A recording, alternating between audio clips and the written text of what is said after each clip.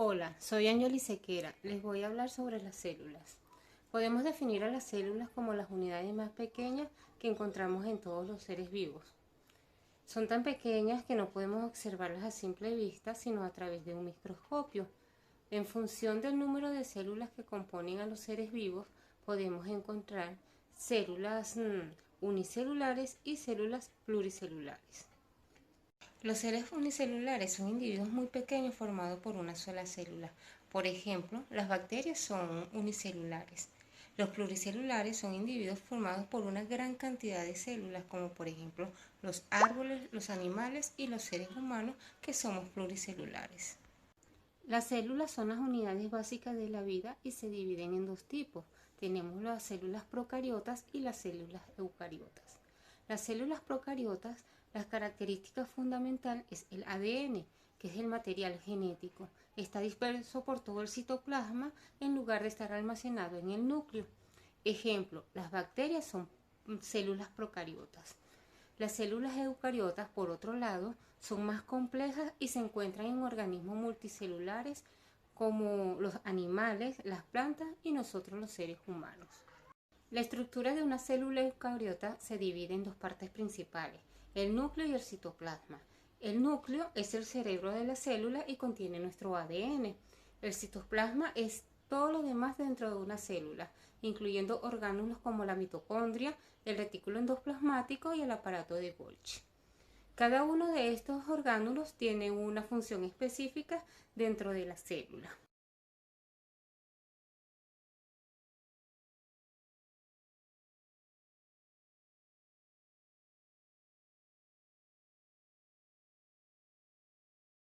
La mitocondria, por ejemplo, son responsables de producir energía para las células. El retículo endoplasmático es responsable de transportar proteínas y lípidos dentro de una célula, mientras que el aparato de Golgi los empaqueta para su envío fuera de la célula. También hay otras estructuras importantes dentro de la célula, como los ribosomas, que son responsables de sintetizar las proteínas, y los lisosomas, que eliminan los desechos celulares. En conclusión, podemos decir que la estructura de una célula es compleja pero fascinante. Cada orgánulo tiene una función específica y trabaja en conjunto para mantener la célula viva y en funcionamiento correcto. Las células eucariotas, tanto animales como vegetales, tienen núcleo y organelas membranosas. Las células procariotas forman organismos unicelulares únicamente y no tienen núcleo ni organelas membranosas. Todas las células tienen membrana, citoplasma y ADN, que es el material genético. Todas las células vegetales y las células animales tienen mitocondria. Muchas gracias. Membrana biológica. La membrana biológica o la membrana celular es una membrana de tipo selectivamente permeable que se encarga de proteger el interior de la célula con el ambiente extracelular, o bien crea compartimentos intracelulares. Esto se puede decir que es la parte de la célula que se encarga de proteger el interior de la célula contra el ambiente externo.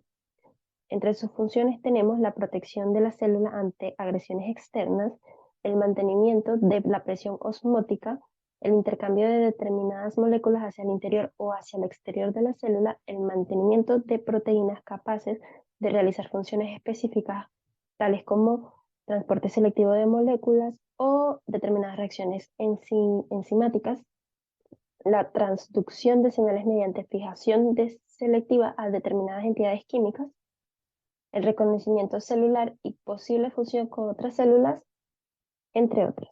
Los componentes de la membrana biológica. Entre los componentes de la membrana biológica podemos tener las proteínas, los esteroles, los glucolípidos, los lipopolisacáridos y los fosfolípidos. Entre los esteroles más importantes podemos encontrar el colesterol, que es un lípido esteroide que forma parte indispensable de la estructura de la membrana biológica, ya que este es el que le da la característica de su permeabilidad. Entre sus funciones más importantes podemos tener que es precursor de las hormonas sexuales, es importante a nivel estructural, es precursor de las sales biliares, es precursor de las hormonas de corticosteroidales y es impulsor de la vitamina D. Luego tenemos los glucolípidos, que es un lípido que se encuentra unido a un hidrato de carbono y sus funciones pueden ser variadas. pero entre las más importantes podemos decir que es importante para la comunicación de célula a célula. Luego tenemos los lipopolisacáridos, que sus más importantes son los polisacáridos y son carbohidratos complejos que son compuestos por un gran número de azúcares simples y están unidos mediante enlaces de glucosídicos. Sus dos funciones principales son la reserva energética y la estructural. Luego tenemos los fosfolípidos. Los fosfolípidos son partes integrales y naturales de las células, son componentes de la membrana biológica y ayudan a mantener la fuerza, la flexibilidad y la integridad de las células. Modelo de mosaico. Singer y Nicholson en 1972 propusieron el modelo del mosaico fluido para explicar la organización general de las membranas biológicas.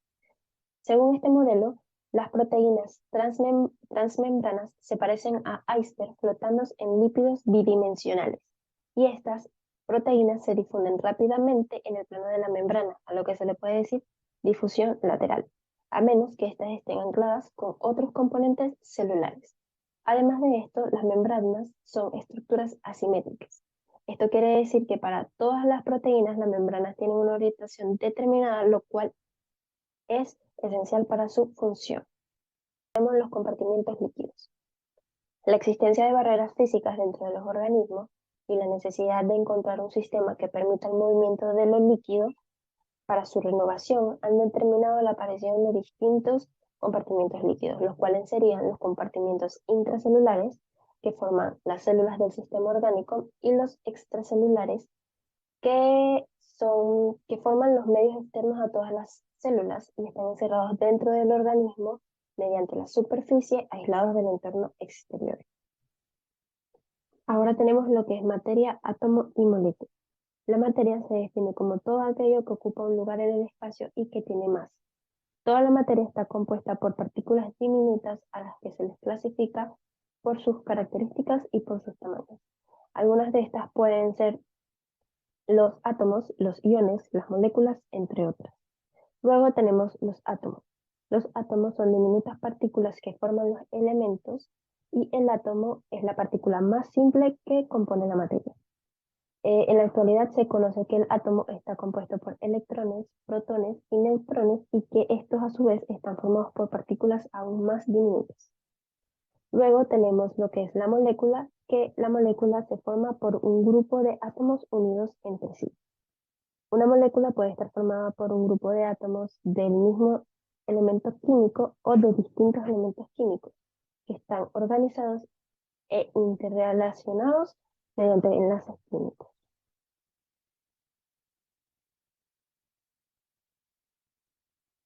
¿Qué son las macromoléculas? Son moléculas de enorme tamaño, lo que significa que están compuestas por miles o cientos de átomos. Pueden ser biológicos, resultados de los procesos que ocurren en los organismos vivientes, o bien sintéticas, producidas por el ser humano en laboratorios químicos o biológicos. Las proteínas, al ser moléculas complejas y de gran tamaño, se consideran macromoléculas. Desempeñan muchas funciones críticas en el cuerpo. Tipos de proteínas. Existen dos grupos principales de proteínas. Las proteínas simples se conforman solo por aminoácidos o sus derivados, y las proteínas conjugadas con otros compuestos se combinan con otro componente que no es un aminoácido y al que se le llama grupo prostético. Pueden desempeñar funciones muy variadas y esenciales para el correcto funcionamiento del organismo, como componer las estructuras celulares de los seres vivos y hacer posible las reacciones químicas. Entre las principales funciones se destacan las siguientes. Hacen que ciertos procesos biológicos ocurran más rápido. A este proceso se le llama catálisis. Controlan los procesos del cuerpo como el crecimiento y el metabolismo, y protegen al organismo de las enfermedades. Constitución de las proteínas. Son biomoléculas que se encuentran conformadas por nitrógeno, oxígeno, carbono e hidrógeno. Las biomoléculas son todas aquellas moléculas que constituyen a los seres vivos. Enlaces peptídicos. La estructura primaria de una proteína consta de aminoácidos encadenados entre sí. Los aminoácidos se unen mediante enlaces peptídicos. Un polipéptido Un péptido es una cadena corta de aminoácidos, habitualmente de 2 a 50. Con esto en cuenta, un enlace polipéptido es una cadena más larga de aminoácidos unidos, 51 o más. Las proteínas fabricadas en el interior de las células se forman con uno o más polipéptidos. Frederick Sanger en 1954. Sanger determinó la secuencia de los aminoácidos de la insulina en 1953. Al hacerlo, demostró que las proteínas tienen estructuras específicas. James Ellick, en 1904, fue un bioquímico británico que en 1904 propuso la existencia del enlace peptídico, realizando estudios para demostrar que los péptidos eran compuestos diferentes a los aminoácidos y que se formaban por la unión de dos o más aminoácidos mediante un enlace covalente. Lípidos y grasas. Los lípidos son un grupo heterogéneo de compuestos orgánicos. Dentro de ellos se encuentran las grasas, que se dividen en saturadas e insaturadas. Las funciones de los lípidos son muy variadas. Podemos distinguir las siguientes. Energética. Los triglicéridos proporcionan 9 kilocalorías, más del doble de energía que la producida por los glúcidos. Estructural.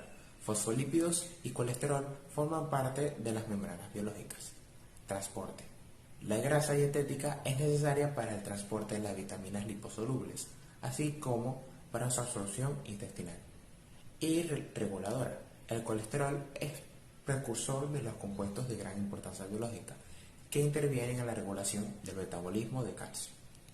La división celular es una parte muy importante del ciclo celular en la que una célula inicial se divide para formar células hijas. Debido a la división celular se produce el crecimiento de los seres vivos, el organismo pluricelulares. Este crecimiento se produce gracias al desarrollo de los tejidos y en los seres unicelulares mediante la reproducción asexual. Niveles de organización celular. Nivel subatómico. Protones, electrones y neutrones. Nivel atómico. Átomos como el carbono y el oxígeno. Nivel molecular. Moléculas formadas a partir de los enlaces entre los átomos, agua y proteínas. Las biomoléculas también son llamadas principios inmediatos. Inorgánicos, orgánicos. Nivel celular. Constituido por las células. Nivel de tejido. Conjunto de células del mismo tipo celular especializadas en la realización de una misma función. El nivel de sistema. Conjunto de órganos que realizan la misma función y están constituidos por un mismo tipo de tejido. Nivel de aparato. Conjunto de órganos diferentes con función específica y que participan en una o varias funciones superiores. El nivel organismo, que corresponde a un ser vivo en su conjunto. El agua. Es una sustancia cuya molécula está compuesta por dos átomos de hidrógeno y uno de oxígeno, que forman H2O, unidos por un enlace covalente. El término agua generalmente se refiere a la sustancia en su estado líquido, aunque ésta puede hallarse en su forma sólida llamada hielo y en su forma gaseosa, denominada vapor. Es una sustancia bastante común en la Tierra y el sistema solar, donde se encuentra principalmente en formas de vapor o de hielo. Los electrolitos. Los electrolitos son iones con carga eléctrica que se encuentran en los tejidos y en la sangre, en forma de sales disueltas. Ayudan para que los nutrientes entren al interior de las células y para eliminar los productos de desecho. Mantienen un equilibrio hídrico saludable y ayudan a estabilizar el pH del organismo. El agua en el organismo. El agua es el principal componente del cuerpo humano y supone el 70% del peso corporal total. Esta cantidad total depende de múltiples factores como la edad, el sexo o el volumen de grasa corporal. Cumple una función vital para el buen funcionamiento del organismo. Posibilita el transporte de nutrientes a las células. Ayuda a la digestión de los alimentos. Contribuye a regular la temperatura corporal, etc. Además, el intestino absorbe parte de estos líquidos, gracias a los cuales es posible eliminar todo lo que el cuerpo no necesita, a través de las secreciones y de la orina, lo que también previene el estreñimiento. Muchas gracias.